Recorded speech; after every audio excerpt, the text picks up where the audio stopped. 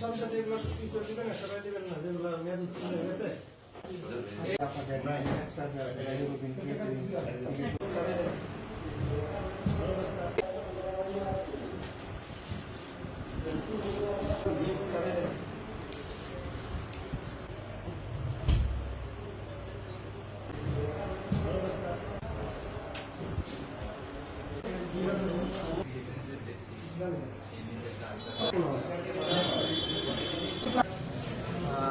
আজকে আমরা উপজেলা প্রশাসনের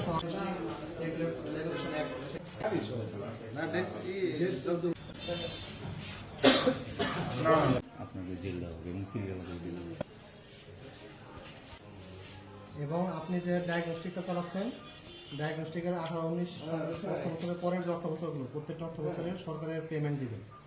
পেমেন্ট করে প্রত্যেকটা বছরের আবেদন করে সেগুলো কন্টিনিউ করবেন।